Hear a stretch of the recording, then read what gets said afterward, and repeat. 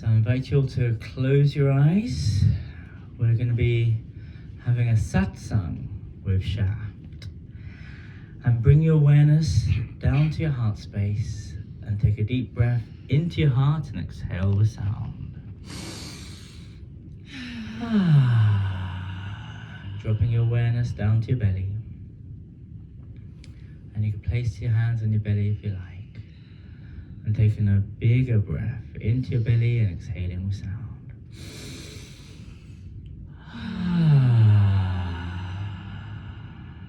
And dropping your awareness down to your pelvic bowl, relaxing your legs, relaxing the lower part of your body.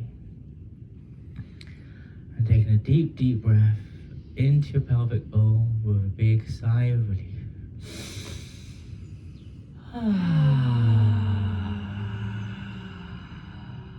And today, I invite you to tune into your heart and really feel that big, beautiful beating heart of yours. And allowing this to feel today during this beautiful session. Feeling this beautiful heart of yours expanding, growing and glowing across your chest so it radiates out, creating and amplifying the electromagnetic field that makes you even more magnetic, so it allows you to attract everything you desire into your life. But really tuning into your desires. Many spiritual paths talk about desires as being bad. But here, and in the world of Tantra, we talk about following our bliss, finding something that ignites us, that fires up our passion. What is it that makes you feel alive every day? And we're going to utilize one of my old practices when I used to suffer from depression. And every morning I used to wake up and say, am I happy today? Are you happy today? And if you're not, what actions can you take to improve your happiness just by 3%? And what are the actions you could do that you could slowly increment that level of happiness into your everyday life? You don't have to keep on going to festivals, transformative experience and medicines and trainings to have a huge reset. There's tiny little things you could do. And from here, I'm going to ask you a question. What can you do in your life to make your life a little bit more peaceful and a little bit more happier? And as we all know, we've been resourced with everything we need inside of us. We're so good at giving other people advice. It's about time you just gave yourself a little bit of advice and take some massive action into improving the tiny qualities and actions in your life. Raising the standards, upholding some boundaries, owning your nose, and if something doesn't feel right, just say no. And when you start practicing that, miracles will start to happen in your life. By saying no, energy, you start saying yes to another energy. And your subconscious will slowly start attracting what you desire. And once you start tuning in more to your desire and more to your passions and what makes you feel the most alive, the universe hears you and you start getting more of those experiences until one day you realize you've changed. And you don't know you've changed until you've changed.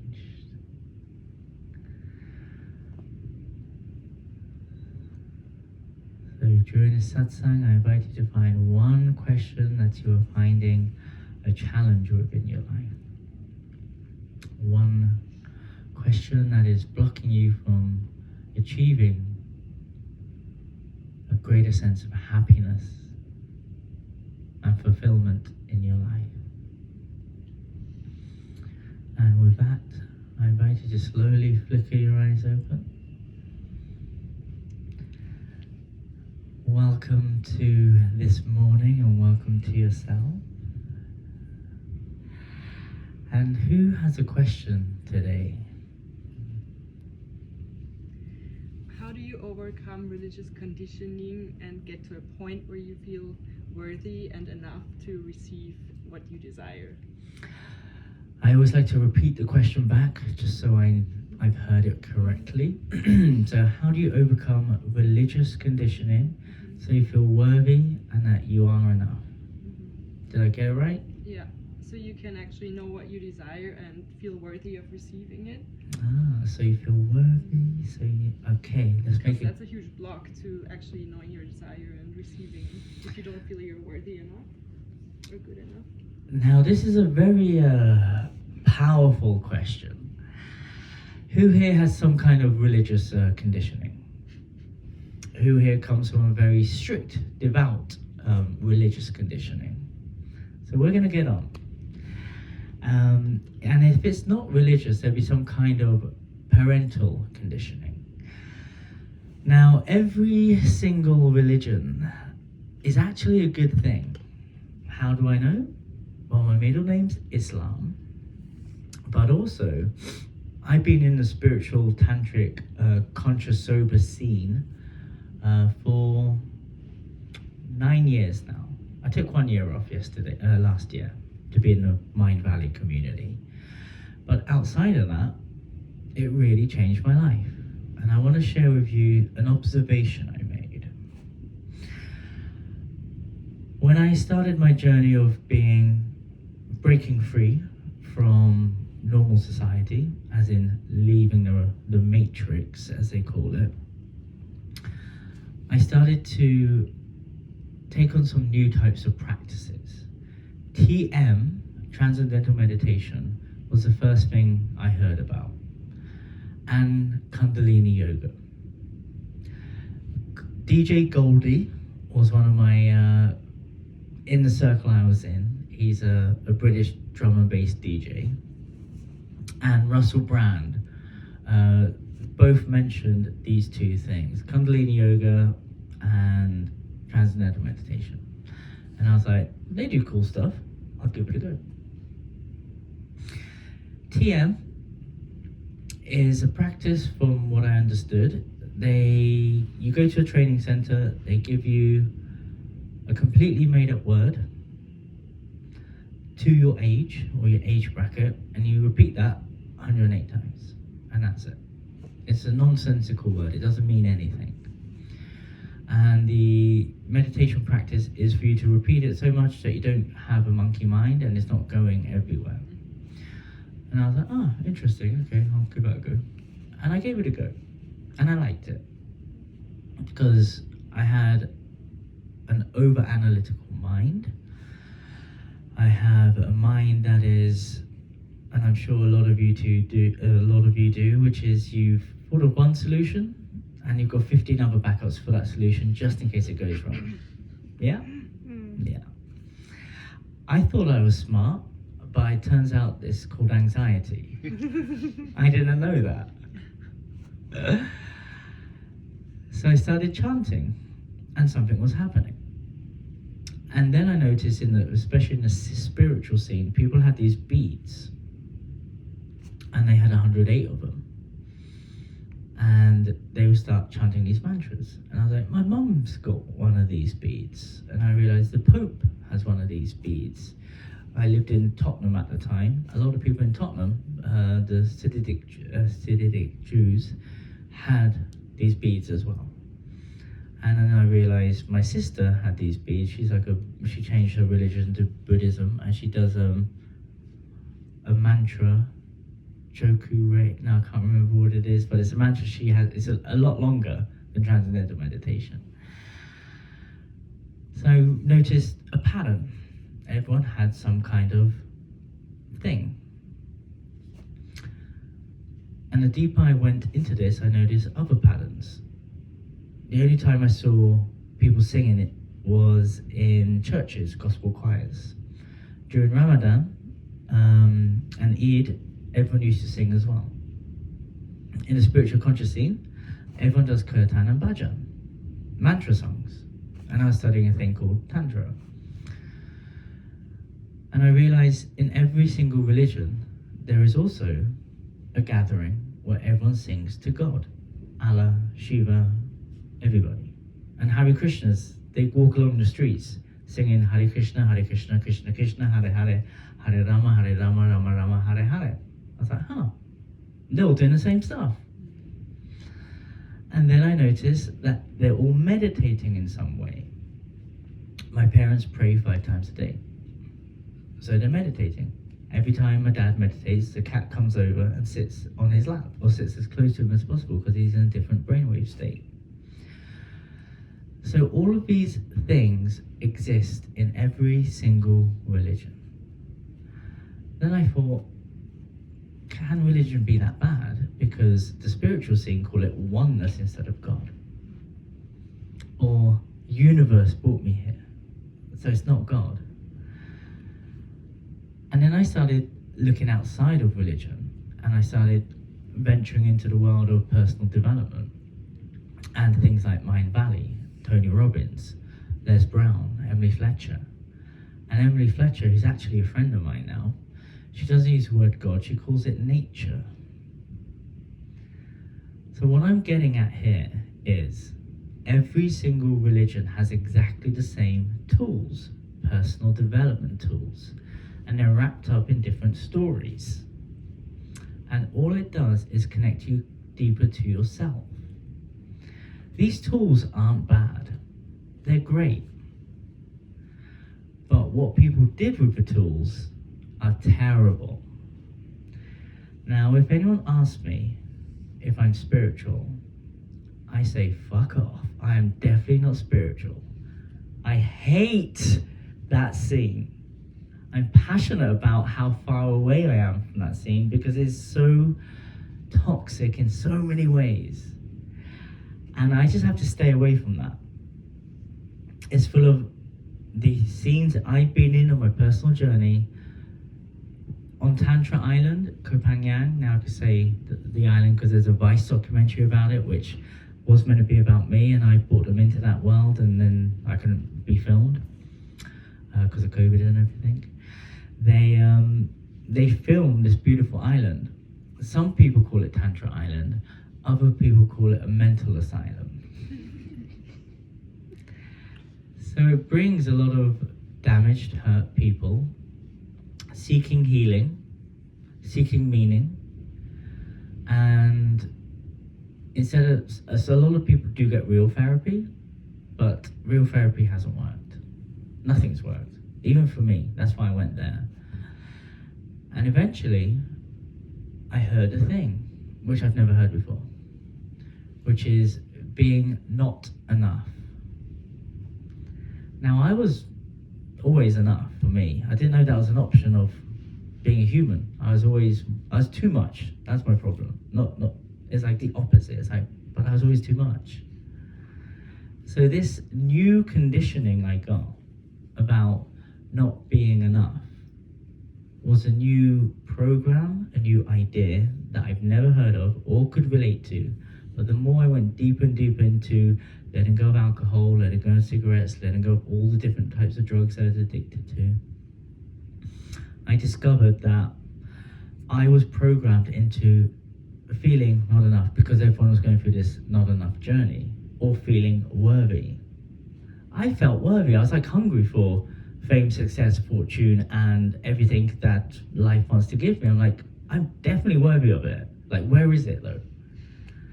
And then slowly, I got conditioned by the outer rim, the spiritual scene, and I live in a bubble, in a bubble, in a bubble. And in every single vortex, like Ibiza, Bali, Arambol, Sweden, Helsinki, and San Marcos in Guatemala, these are all the vortexes that you'll probably end up going to. There are different scenes there, and the most relatable one I could tell you guys is Ibiza and Copenhagen. Now you have the traditional places where all the tourists go. They go to the full moon parties, or they go to the parties in Ibiza. I don't know, Space, is that still around? I have no fucking idea. So that's where everyone goes to party. Then you got the crossover section. You got the place called Wynam on Copenhagen. And around the corner is where all the pseudo-spiritual Burning Man meets spirituality, meets acid, meets psychedelics, and there's many people floating around there having a great time.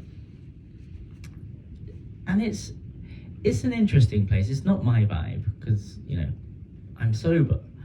So I'm in the spiritual scene over in Sri Tanu, Zen beach area. Everyone's drumming. And there you will see a different bubble. Now that's a bubble in a bubble in a bubble in a bubble. And you'll meet a lot of spiritual people. But at Pyramid Yoga on Sundays on the beach, you'll see people move and dance like myself. And really getting into it, fully embodied, fully lost in the music. They're the tantric people. You'll know them because they move completely different from everybody else. They've overcome fear, guilt, and shame around their sexuality, which echoes into every part of their life, so they move differently. Their hips, like Shakira said, your hips don't lie. You activate this, you activate everything. Only 5% of Tantra is around sexual practices, but integrating that into your everyday life and not suppressing it, shaming it, and blaming yourself for owning it. I specialize in that 5%.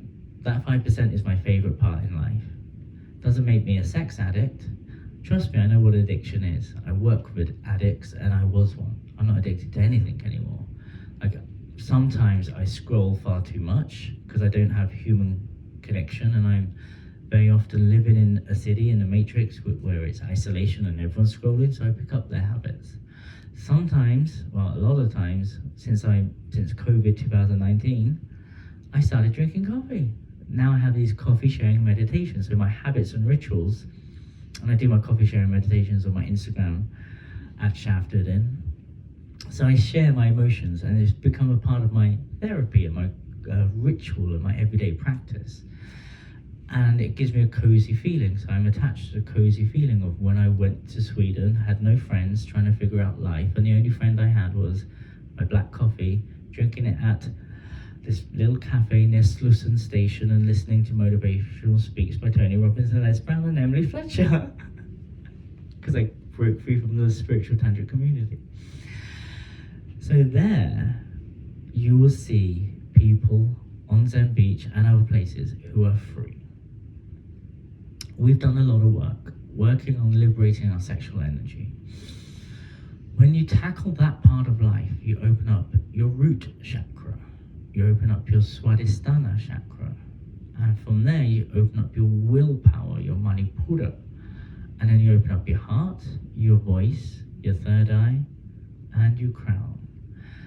Now, of schools teach a lot of things. A lot of religions say a lot of things. They're all kind of the same, but a little bit different.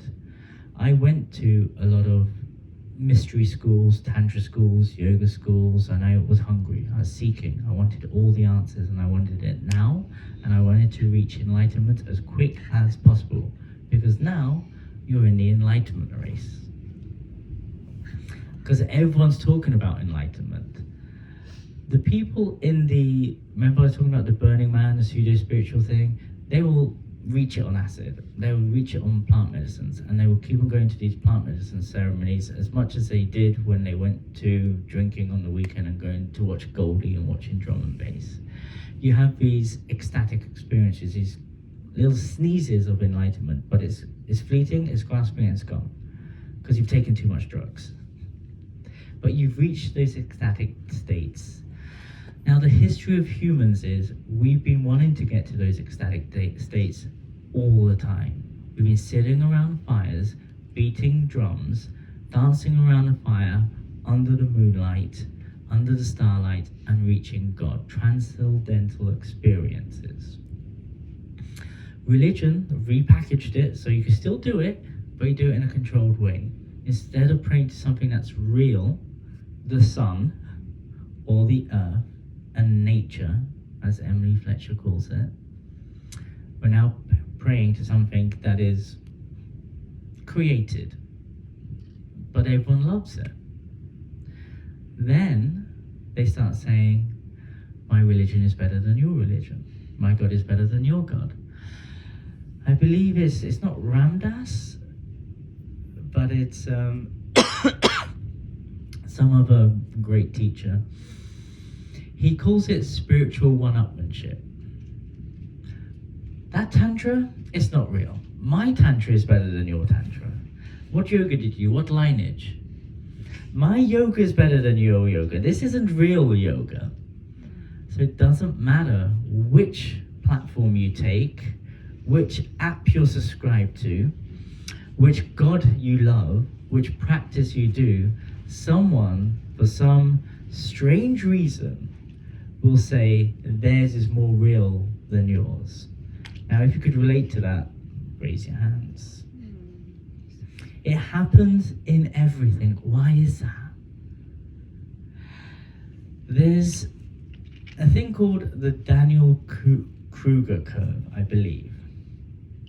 And this is a model used for humans.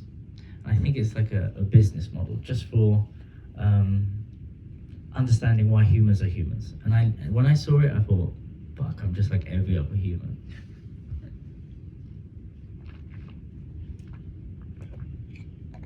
It's a line of, oh fuck, I can't remember it. It's like time and enlightenment or something. And at the top, you have your first training, yoga teacher training, a Tantra teacher training. You do your first ayahuasca. All of a sudden, your confidence has gone up, and you're on top of Mount Stupid, and you're telling everyone you're an expert, and telling everyone you need to do yoga, you need to go vegan, you need to do Tantra, get a yoni massage, do this, do that, do this, do that. This is the best. I'm actually a teacher now. Come to my workshop. And you're at the top of Mount Stupid. I've done this. And I've got a 9-year bit of data that I could look back on and go, I did the whole Dunning-Kruger curve. Then at the top of Mount Stupid, something happens. And it's usually something pretty painful. Like you fucked up in some way, you think. You made someone cry in a workshop. And you actually have no idea how to hold space.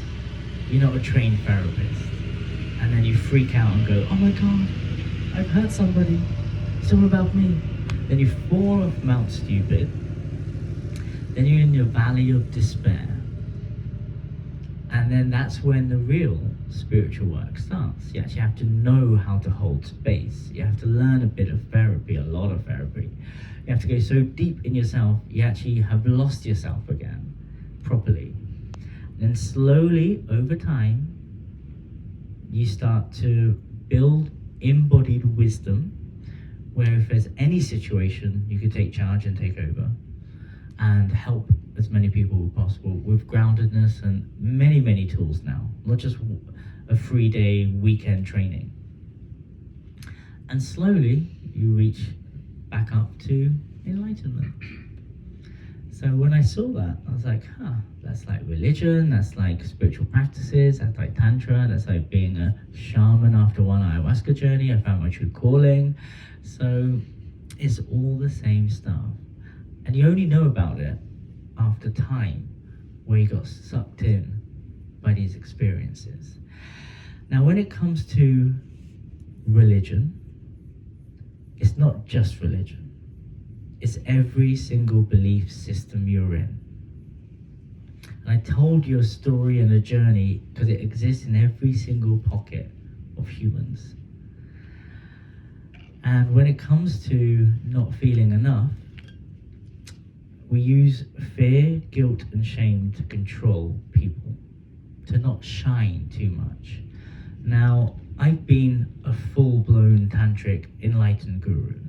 What happened when that happened was I stopped paying my taxes. I vanished from society, and I went into these places where I'm not serving humanity anymore. Before that, I was on the higher tax bracket, so I was a valuable person in society. I owned 2 houses, so I was fueling the monetary system in London. I was actually very active in the matrix, like fully in. Now just imagine if everyone had their awakening, which is actually kind of happening, but it's we're in a bubble. Just imagine if everyone started doing that, we won't have a functioning society anymore. Religion, governments, and everything are all closely linked. They've known the power of controlling your sexual energy. If you activate it, you slowly become a little bit free. It's only 5% of Tantra, but there's no other practice out there that helps you heal your sexuality. Tantra is the last bit that everyone touches. And a lot of people work like this, I'm sure you could relate. You have your burnout, you're stressed, you fall off the rat race, you need to heal your heart. You have your awakening because of a loss of a loved one, loss of a job, or loss of your health. You heal your heart, and then you go into a very pure state. You disown your desire and your sexuality. Then you start working on these chakras, this one, this one, this one, and this one. And you want to transcend the body. Who's tried to do that? Did anyone do it? Because I did it so many times, yeah. Not so hard. Now what? So you want to start exploring these little lower ones, the less important ones, the ones that people shame you for. Then you realize this whole system is needed. You need to integrate everything. Now, doing practices, spiritual practices, these things that are inside of the Bible and the Quran and all these practices. Did you know that there is a spiritual aspect, the religion for the masses, the mainstream practices, but there is a mystical side to every single religion. It's pretty fucking awesome. In Judaism, we've got the Kabbalah. I have no idea about Christianity. In Islam, you've got Sufism. You've got twirling Sufis. They do all these mystical things. I believe, in fact, Islam, because they had a lot of wives, they even had a religious text to help them please all of their wives. Tibetan Buddhism has a thing called, I think I mentioned it, Tantra. Hinduism has a thing called, Tantra. And just so you know what Tantra actually is, it's the original biohacking. It's all these different practices just to understand your body. And like I said, just a few of practices are sexual.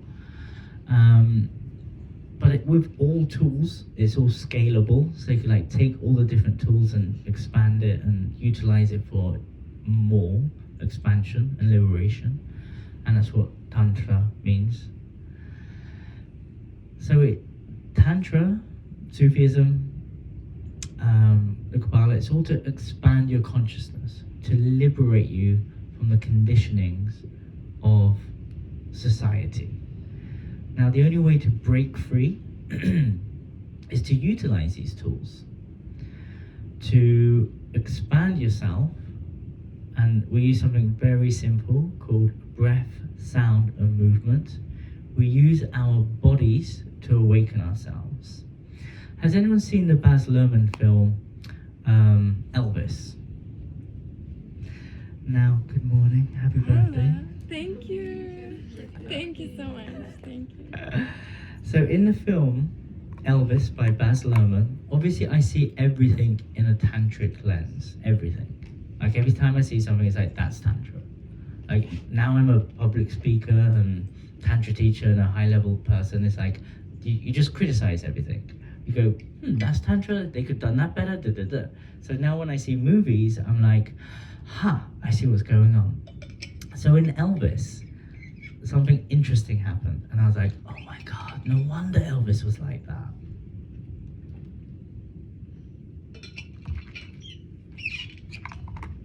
So when Elvis was 8 years old, he walks into this gospel choir. It's a black gospel choir, everyone's going crazy. And there's a lot of, I think they're called Quakers or Shakers, they're like doing this. And he's going in there and he starts like looking around, and then he gets hit by this energy and he starts shaking. And then all of a sudden it becomes Elvis. His hips, he's shaking. His sexual energy is so powerful that he makes women actually wet and squirt at his concerts.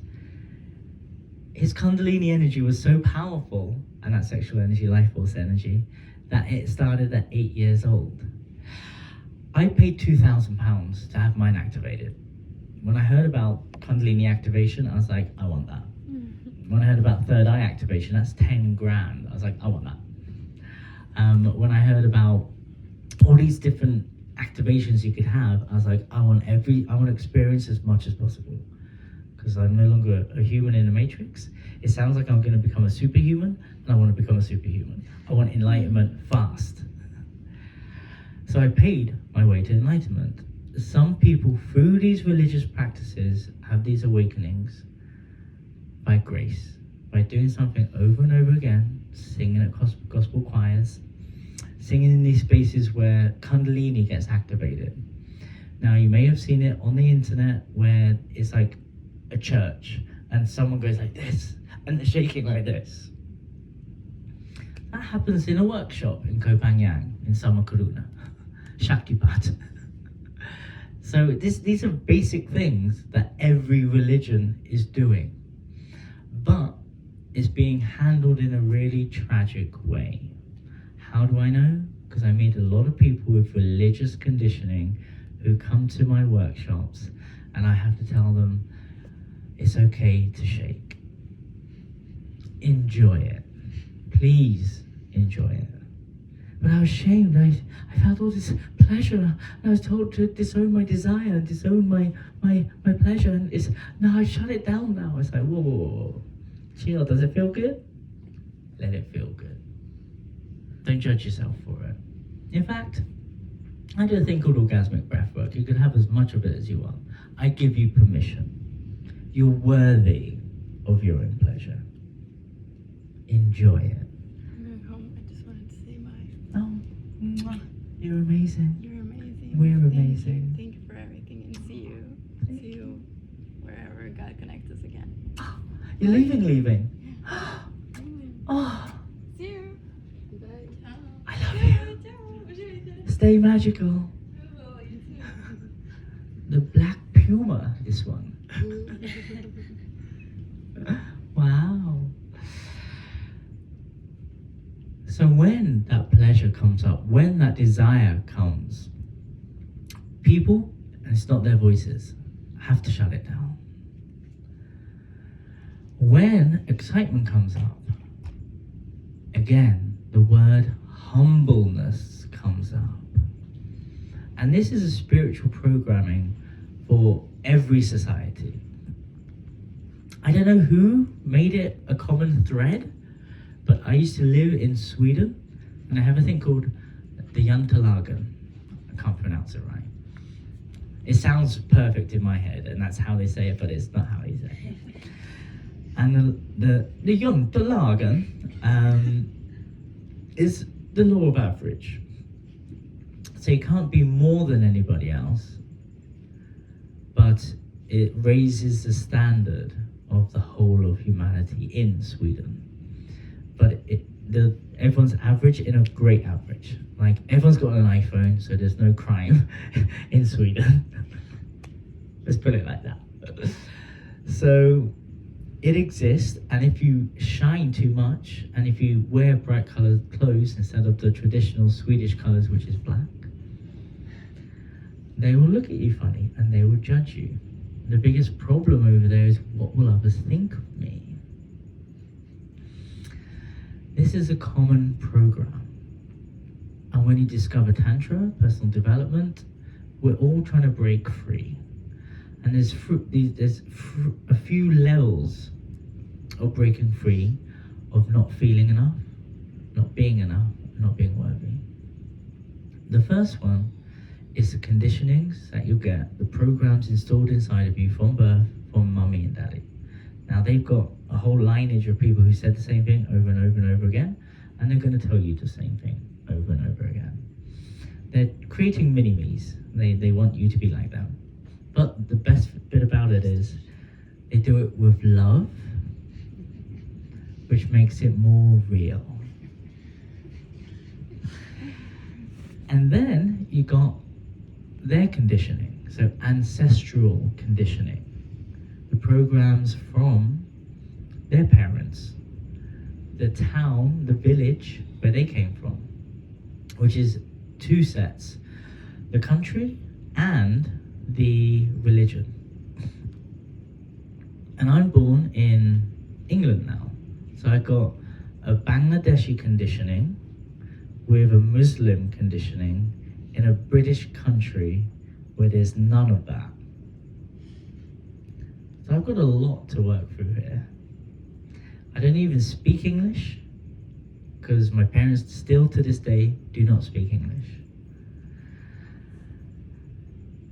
So I have to break free from my Muslim upbringing, my Bangladeshi upbringing, and then the worst one, I come from a small British town. We have British politeness. I have to break through my new country's conditioning now. In England, we're super judgy. We are highly analytical. We don't trust anybody, especially the government or our neighbours. We don't say hello to anyone. And we are very, very reserved. Nobody gets naked. The only time you express a small slither of intimacy is when you're not after one wine, but you're shit-faced drunk. Drunk as so you can't walk. That's the only time you're brave enough to have sex, which is horrible. Really, really bad. So I had to break through a lot of stuff. And it's really hard work, because now you're, especially when you start to feel worthy and start to own your desire, in my culture condition, start to get sober. But also, I'm drunk in a Muslim family. That's really bad. Like, you're going to hell for that. I'm also having sex with white women. Again, straight to hell. Luckily, like, I understand parents, so I've got an incredible relationship with my parents. I always choose very attractive women, and they come home and meet my parents, and my mum loves them. Because she knows her future generation of herself will be attractive. That's my mum. Love my mum. I've got mum tattooed on my back. And I could go to Bangladesh, I could go home to Bexhill, I could lie down, chat to them, and we talk about, and I realise I've been doing this since I was like 8, we talk about all the things you should never talk about at Christmas dinner, which is the meaning of life, religion, politics, and relationships because they're conflict of interest. But as I've been questioning this whole simulation or whatever we're in, and I questioned my mum, I think I was 16. I was old enough to know. I was 16 or 13. And I questioned religion all the time. I was a naughty kid at school who questioned everything. I was a guy that would always say, but why? But why? If you're burning in hell for eternity, and as the human body adapts, surely it's just become normal and pleasurable, right? Like, that makes logical sense. It's eternity, you get used to it. And I was like 7 when I said that. And the imam would get the chalk and say, get out! So I would question my mother, my very strong, powerful mother. It's a matriarch over there. Like, the house is governed by mothers. It's not men. Men are the weaker race where I'm from. The women run the house, the women govern the men, and that's how it is. It's like, think of like a mafia family. It's like the women, right? So I got this very strong mother, and I questioned her over and over and over again. Why did that happen to you? Why did that happen to you? And she just broke down hysterically crying, and I was like, fuck, I broke her. And to see a powerful matriarch, the ruler and the powerhouse of the house, to cry and show weakness because all I did was pose her very simple questions about her religion and her belief system, which is on very thin ground. She has no idea what she's saying when she's praying to Allah. No clue. She does. We read the Quran. I read the Quran. I've read the Quran. It's Arabic. She has no idea what it means. She did it because her parents told her to do it. I did it because my parents told me to do it. But I couldn't understand what it meant. When I saw my mum cry, I realized this is the only thing keeping her in this realm. If she doesn't have it because her story's horrific, she would have killed herself by now. So then I knew religion was the only hope they had. And it has helped them, and it's helping them to this day. I'm understanding, I love religion. Like, I've gone full circle where I love every single religion because they're all the same. If I love Tantra, which is an aspect of a belief system, a religion, and I've seen how great religion can be, because it's meant to help you fall in love with yourself. That's the whole point of it. It's meant to help you fall in love and build a community so every week you all come together. But just like the shitty woke people that I stay away from, there's shitty people commercializing it, making it super shitty, and just making it terrible for the masses to jump into. And then everyone speaks in the same way. And I'll tell you why the spiritual woke community, for me, is super shitty. I love love, and I love being in relationships. Everyone's fucking single over there. Why? Because they're buying into some crazy concept around twin flames. It's like the main programming. I want to find my twin flame. Oh, that sounds interesting. What is it? Yeah, I'm not complete, and I've got to find this person. And it builds a dynamic. I mean, all men are narcissists, but it builds the victim narcissist dynamic because he doesn't love me as much as I love him, and he's being avoidant. And I'm obsessed by him because he's my twin flame. Does he know that you're in a relationship with him? No, he doesn't. But I'm obsessed by him, and he's my twin flame, which makes him my twin flame. Okay, so it's not a two-way thing. No. Okay, and it's not mental. It's not that way around. It's the other way around as well. I would speak to guys, yeah, I found my twin flame. Does she know you? No, we haven't had a conversation yet. Okay, this is a common belief. Okay, tell me more about the twin flame. Yeah, you gotta burn through your karma. You gotta burn through your karma and help each other heal. And everybody is just in this, help each other heal. And they're trapped in this healing cycle over and over and over again, because that's what relationships are. No one knows what's beyond that relationship. I mean, we were talking about trauma bonds yesterday. It just happens over and over and over again because we have to heal. I've yet to meet anyone in that community who's fully healed. You will never fully heal. It's an eternal journey. Turns out, when you leave that community, there's loads of people who are fully healed and had a great time and are in functioning relationships for a really long period of time, in monogamy and, Shiva forbid, non-monogamy. Yes, the curse word polyamory, or also known as polyfuckery, where single people practicing wokeness and spirituality who cannot commit, who are just fucking around, under the term of, I'm polyamorous. The best one, here's some signals. I think they're called red flags on Instagram these days, where everyone gets their spirituality and their psychological coaching methods from, is you meet a very handsome person or sexy person, and they'll say, I'm in an open relationship. Now, when anyone ever says, I'm in an open relationship, it's usually one-sided, which means they're open, their partner has no idea. So they're just cheating. But they use the term, we're in an open relationship. So if that ever happens to anyone, in fact, has it happened to anyone? So next time that happens, say, hey, can you tell your girl, because, you know, I'm practicing whatever you're practicing. Say, can you send a message to your girlfriend and tell her you're connecting with me? It'll make me feel a bit more comfortable. You could also, you know, if you're really in an open relationship, because you're probably looking for someone long-term, right? And you probably don't want to waste your time with somebody who isn't looking for something long-term.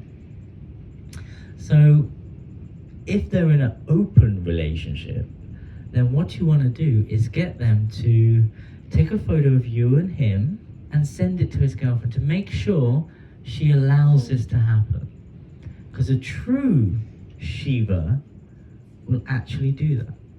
Because that's actually what you got to do if you're in an open relationship. How do I know? Because I've done every single level of relating.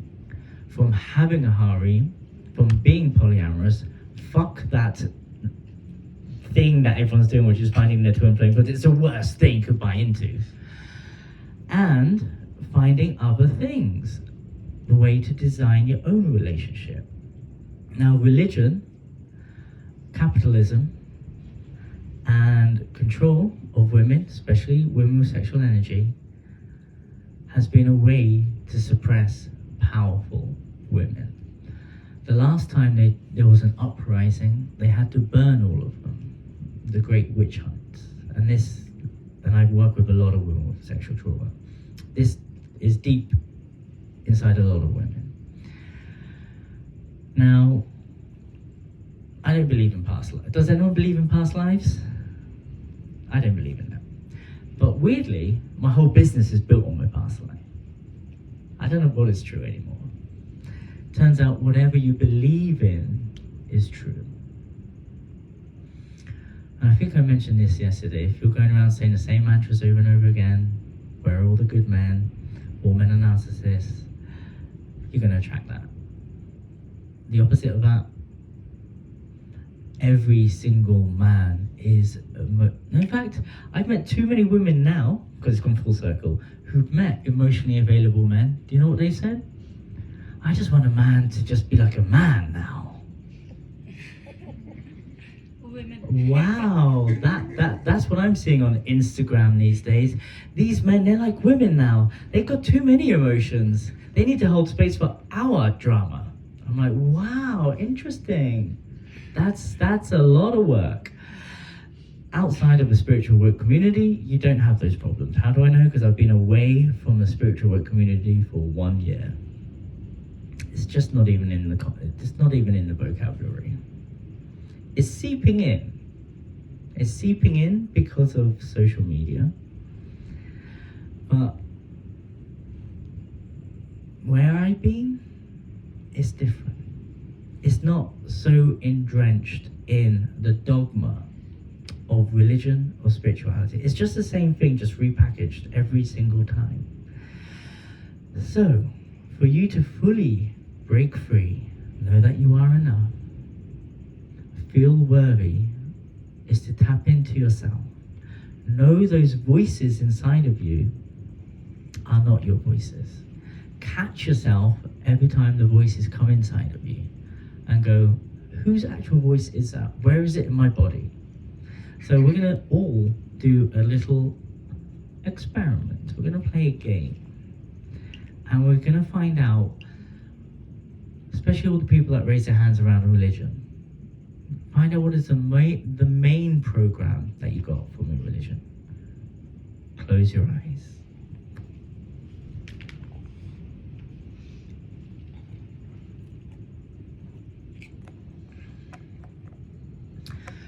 Going back to the moment when you were fully enlightened. Now, they say you were fully enlightened from the age of 0 to 7. That's when you were the most you. And if your parents did their job right, you would have stayed enlightened. That's the role of the parents, to keep you being you, not them. And in those years, some words were installed inside of you. Some social, parental, religious conditionings.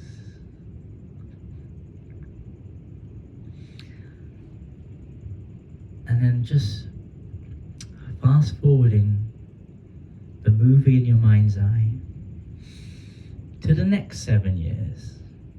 Now these imprints go even deeper from the age of 8 to 14. You're starting to become a bit of a rebel. Not so much. But all the ladies out there, I know from the age of 14 to 21, you're fully wild. Your sexual energy is coming online, and you don't know what to do about it. Now more layers of shame, conditioning is being layered on top of your enlightened state. There's a few words or a few major things that happened in your life that will imprint you around your sexuality. Something that didn't feel right and you couldn't say no. Something that you couldn't express yourself fully, that shut you down. Then there's another chapter of your life, 21 to 28.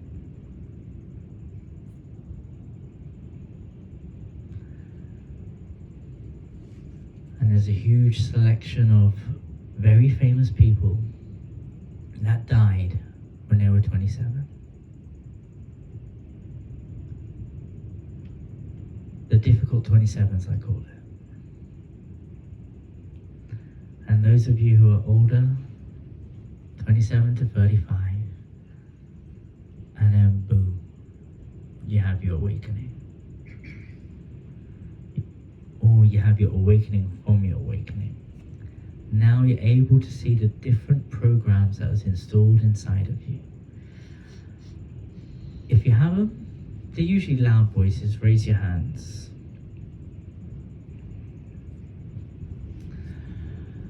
Find out what that word is, what that main program is. It's usually a sentence. Mine were, everybody hates me, I hate myself, I hate my life, I hate my body. They were the basic programs that dictated my happiness and the level of life that I allowed myself to have, aka my worthiness. Now we're going to play a little bit of thought experiment. So you slowly flicker your eyes open. So what was the main program that you had? That we're inherently evil and the whole world is evil and therefore we cannot trust ourselves but Oh my God! just trust the Bible. Wow, that's intense. Yeah. I thought I had it bad. Is it okay if you say it out loud? Yeah. The belief that we're evil and that we are sinful and therefore cannot trust our own intuition and inner guidance and therefore we have to only follow what like the Bible teaches us or the authorities. If that was one Twitter-sized feed or sentence, what would it be? That is said inside of your brain. You are not enough, or Exactly. is that the main core thing? Not worthy. Not worthy. And never enough, no matter how hard you try to become better as a human. Now, these voices, they usually come up when you haven't had a lot of sleep. You're tired, you're cranky, you haven't drank enough water, you forgot to eat, hangry. You just forgot how to just maintain a human body. And they're louder then. Do you know what I'm saying? Yeah. Because we're humans. We all go through the same thing. It's like, for me, I observe animals. How come all dogs are like the same? Like they're programmed to be exactly the same. They run around, you open a door, and it just jumps up at you for tops 30 seconds. Then they just calm down and go back to go sit over there. And then you just hug them. And they're literally just designed to show you unconditional love. That's it. And then they're with you for a certain period of time. And they're loyal, and they stay with you. Man's best friend, they call it. Cats also program the same way. But all of these could be trained. There's very smart dogs who can sniff out drugs. Do you know how they do that? They get them to sniff drugs. They cover their best toy with drugs and go and find your best toy. But they also could do cool tricks. So they got a base level, and every human has a base level. If you told an oak tree to be like a human, it wouldn't grow to its fullest potential. It'd be like, I'm not sure if I want to be seen. I'm just gonna be humble and just, in fact, I'm not worthy for this sunlight. I know I've got everything inside of me to be massive, but I'm just gonna play small so I don't upset anyone around me. I'm gonna be half an oak tree. If you're lucky. Usually most humans are a quarter of an oak tree. So when it comes to having these words come up, just catch yourself when you're in those states. For example, the most recent example is for me in my space and time in my life is during COVID 2019, I was told to run events during COVID. I was living in Sweden. I got fired from a job because not enough people came to my workshops. Now that's an interesting concept, isn't it? But everybody was going to my friends' workshops. I was given a 5-star hotel with all these amazing things, but no one would come. My friend would be doing his events in a tiny little yoga studio, and it was full. So I naturally thought, everybody hates me. And I would say to myself, why does everybody hate me? And my brain would say, it's because you've got shit hair, bad teeth, and you have no abs. And then I found out about a thing called a lofty question. So every time my brain would say, everybody hates me, why me? Classic, but why me? Your brain will give you a long list of answers, why you? And they're all real. Now, if you frame that question again, why am I always surrounded by love? My brain will say, it's because you've got great teeth, great hair, and great abs. Now, Your one was, why are you not worthy? How young are you? 36. 36? Did you have your spiritual awakening like 2 years ago or something? Oh, it was a journey. It's a journey. So, I'm not worthy. So the next question you want to ask yourself is, why am I so worthy? So close your eyes and trust the first thing that comes up, and I want you to say it out loud. Why are you so worthy? Because I also care for others, so I guess I deserve to be treated like that also. And this is quality. Like, let's give you the mic. Should I say it again? Yeah. Why are you worthy? Because I believe that I care about others, and therefore I believe that they should care about me too. Now, what are you meant to be worthy of? So let's get the question so good so I could understand it. Worthy of what? Love and connection, mostly. So it's kind of like the lofty question, why am I always surrounded by love? Is that kind of a question that you could ask yourself instead? Yeah. Let's ask you again. Why are you always surrounded by love? Because it should be my birthright as a human. That's a better default setting. What does that look like in your real life? Living in community, but also having my own space and my boundaries respected, and looking out for each other and caring for each other. Now, isn't that a beautiful way to live your life? Now, the real question is, are you already doing that? You just didn't realize. I am doing it. I feel like I've built a lot of community and I have very high quality friendships. But sometimes it's still very hard for me to actually feel connected. So in my head, I know I have these friends and we share the same values, but sometimes I just don't feel it. I sometimes feel very isolated still.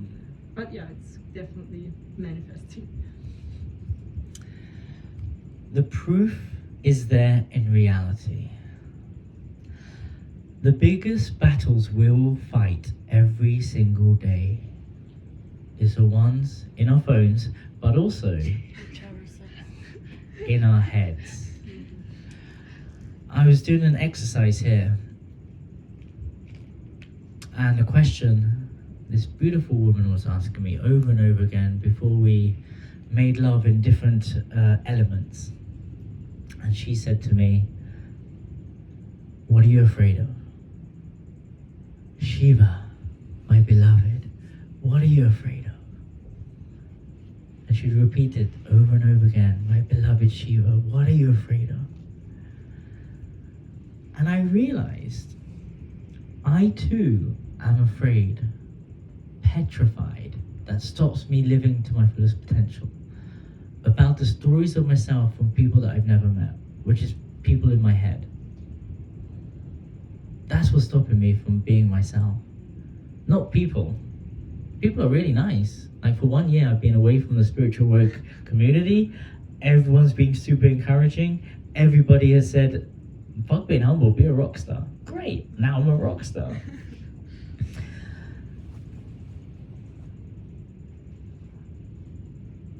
So the programs we have inside of us, it's up to us to catch ourselves, to find out exactly what it is and do the opposite.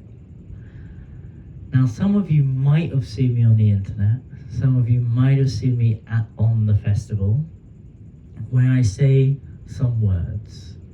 If you know what they are, we're going to do a little call and response. So repeat after me. I love my life. I love my body. I love myself. They are the opposite of what I've been going through. And I've recently been through, and that's why I've not been in the spiritual Tantra festivals for a year. I've been in the millionaire scene, just rolling with the biggest wellness rock stars on the planet. Vishen Lakhiani, Regan Hillier, Emily Fletcher, of course. I hope you're going to see her when I go to America soon. And now they're just flocking in. They're all there. And we did a powerful ritual together. And they know my mantra, of course. Everywhere I go, I spread it. I even was on Sweden's Got Talent, Talang, and I said to myself, and I do everything, I'm an Aquarian, so I'm doing everything for the collective. It's difficult to be a narcissist as a Aquarian, mainly because we just want to help humanity. That's our default setting. And every leader I've met, especially on Tantra Island, it was also known as Aquarian Island, just so you know. We want to serve humanity and help raise the vibration and take everyone to a better world. I said to myself, if I could change one person's inner monologue from I hate myself, I hate my life to I love my life, and I get to change one person's life, but I also get to save one person's life. So I went on Sweden's Got Talent, and I shared this mantra with 10 million people on primetime television. The next day, I wake up and I get a message from a woman who said, I was going to kill myself, but I saw your transmission on TV, and I don't want to kill myself anymore. Thank you. Then I get some more messages saying, I'm a school teacher. I've been sharing your mantra with the kids at school. Now, I do this in an entertaining way because I've done yoga shalas. I did the whole enlightenment race. I could only reach 15 people. I could only reach, in a big enough yoga shala, 25, 30 tops. That's it. It's not enough. When you're in a life-saving industry, when you save one life, you go, I wonder if I could save more. And when you do, consistently, throughout your career, you're doing something right. And when a 27-year-old life coach comes up to me, and there's a lot in the spiritual work community, and tells me how to live my life, I have to just roll my eyes back and just think about what I'm going to eat when I break my fast at 2 p.m.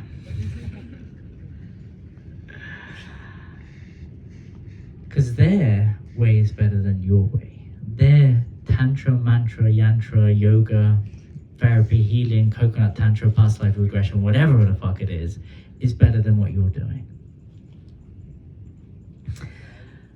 Religion, conditioning is going to happen everywhere.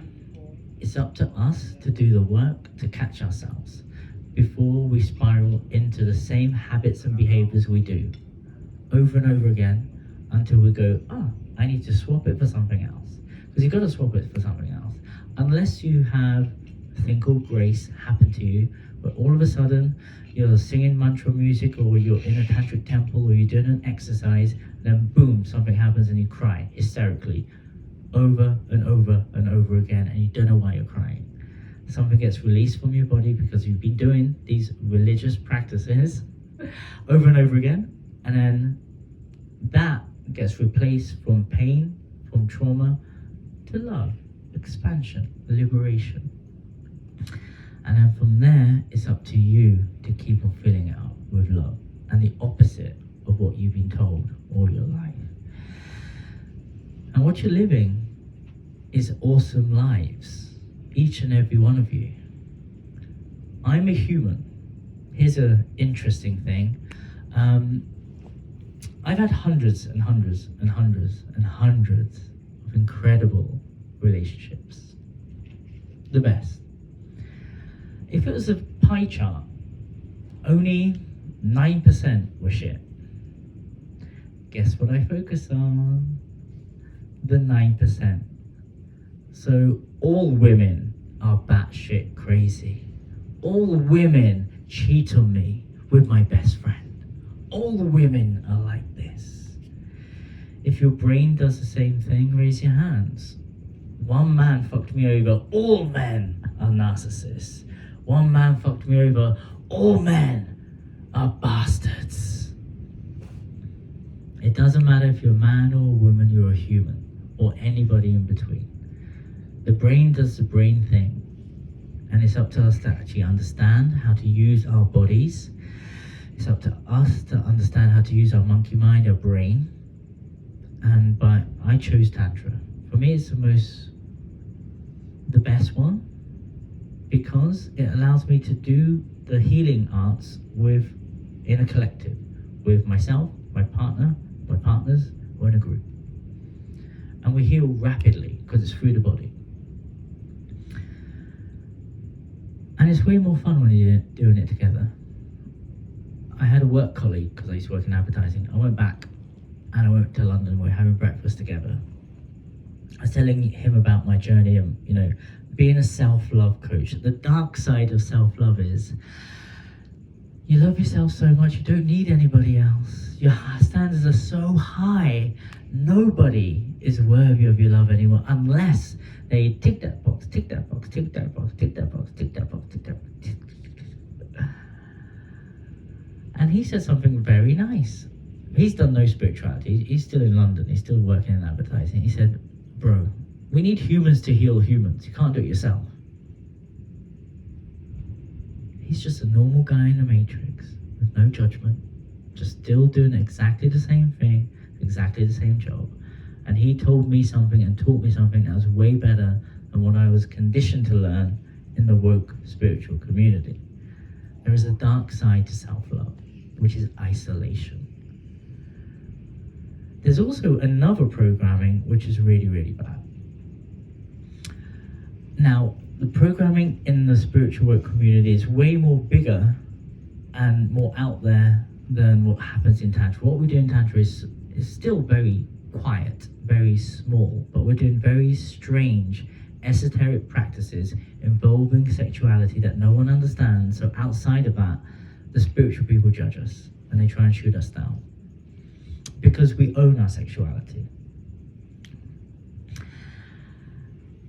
And they would mention something around sex. They would tell you to stay away from sex. You need to have a womb cleanse. You need to be celibate. Trust me, I've been celibate, did the womb cleanse. And I learned a lot of lessons and I put it all up on my YouTube channel. Because when you press pause on your trauma with your womb cleanse, and every time you allow a man to be inside of you, his DNA and all of his trauma will be inside of you. Then you'll have more trauma. So just wait for your king, because he'll be perfect when he arrives. More separation. So what we do in Tantra is the opposite of that. Instead of having sex with narcissists and going through the twin flame thing, how about, here's a great option, instead of healing through things, which is inevitable, but it's not the focus of a relationship, how about, this goes to men and women, you only, and everyone in between, you only sleep with strong, inspiring people that enrich your life. Fuck the healing thing. That's not the main thing. How about you choose a better version of yourself and you co-create, collaborate, and create together, not just heal together. Because the programming is, it never ends, so what are you gonna get? Trauma bonds. That's not fun. Try something different. Do a bit of Tantra, meet the nice people, like have a bit of fun, have some solid boundaries. Before you connect, say, what's your intentions, fears, desires, boundaries, what's your sexual health? What will this mean to you? Create a container, have a nice little closing ritual after you've had the most amazing galactic sexual experience consensually, where people are very transparent. And close the container by bringing back your own energy and saying words of gratefulness. Wow, thank you for the galactic orgasms, thank you so much, it's amazing, wow, wow, wow. And you visualize all your energy coming back to you, not cutting the cords so they still have the cords inside of them. You bring it back inside of you and say, what's mine is mine, what's yours is yours, I release you. And you have loads of those, so you train your relationship muscles, you train your sexual muscles, instead of cleaning yourself and cleansing yourself and being fearful of men. And you start having healthier relationships. Relationships are like a muscle. You got to train it. You got to get good at it. You're not going to be perfect when some king turns up and says, I'm ready for you now, and I'm perfect. And you go, I'm perfect too. And then, Shiva forbid, he cries, he shows emotions, he starts to be so emotionally unavailable, so emotionally available, and makes you feel so safe, you get bored as fuck. And you'd rather fuck a spiritual fuckboy. Because your nervous system isn't ready for peace. It's hardwired for drama. How do I know this? Almost a decade working with women. Also, being a human of 43 years young and just analyzing the data. Having a thing called hindsight, getting myself out of the story and observing life. So, I hope that answered your question. Thank you. Thank you so much. So this is the end of the satsang. I hope you had a few insights about yourself. The way I love to teach is get a universal question, wrap some stories around it and give you tools. So you experience it as well. I give you something relatable enough where everyone could go, I see myself in that person as well. That happened to me. They overcame it, maybe I can too. Do you know what else does that? Religion. It's all the same stuff. I'm going to leave you with one more thing, one little takeaway. Sex is neutral. You can either watch Pornhub and be a sex addict and go into the darker aspects of sexuality. Let's say sex is on a scale of color and it's a rainbow. Everyone's stuck in red. They don't know that there is the whole spectrum. With Tantra, there's a whole spectrum. Now, sex is neutral. On top of that, you have divine union, reaching enlightened states, higher states of consciousness, then you're healing yourself, then you're getting jacked as fuck by having sex, by hours. Like, you can get very, very healthy and live longer and have abs without ever going to the gym if you have the right sex with the right people. And you could reach enlightenment. 100% guarantee you that. I did it for a really long time. Like religion, like yoga, like mantra, like tantra, it's all the same practices. If you're not reaching enlightened states, or as we call it in the cities now, higher states of consciousness, you might want to change your coach or teacher or guru or religion and try something else. They'll be teaching the same thing.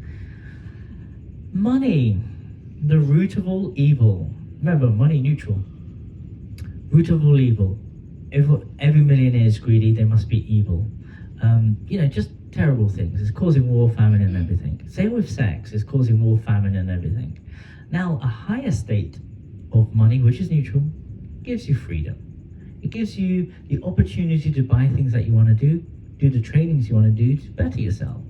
If you have enough money, you can take people out to lunch, and they really appreciate it. You can take people out on day trips and treat your family and friends.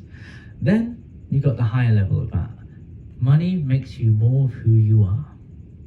If you're going to be an arsehole, you be more of an arsehole. If you're a nice guy, you're going to be more of a nice guy. And you could all relate to this. Imagine money in conscious hands. What would we do? Sex, money, food. Food, junk food, kebab meat, anything that is crap. Everything that is packaged and processed in a supermarket is killing you. I still eat it because I'm in a city. Now, if you go to places like Copenhagen, places like Ibiza, places like other places where it's only vegan food, and there is a cycle that every spiritual person will go through. From that level, you become spiritual. Remember, you got to eat food like it's your medicine.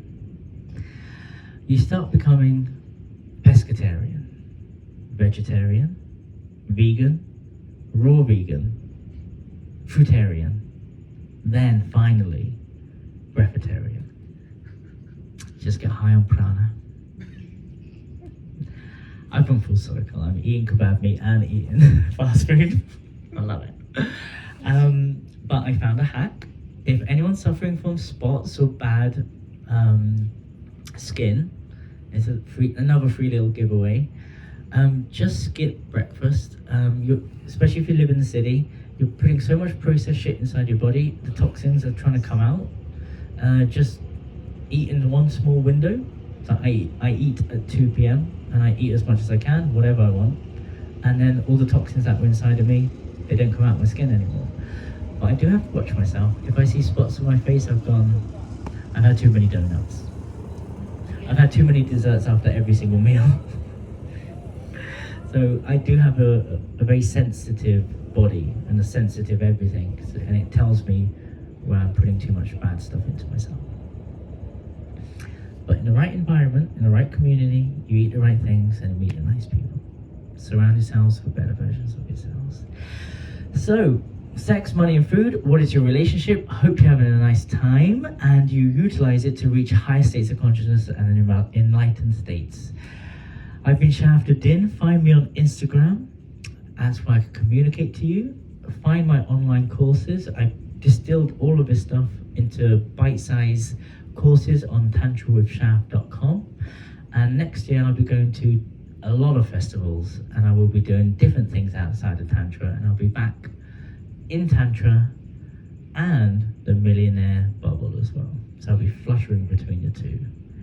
That's going to be a nice integration journey. So thank you, I love you, and I set you free.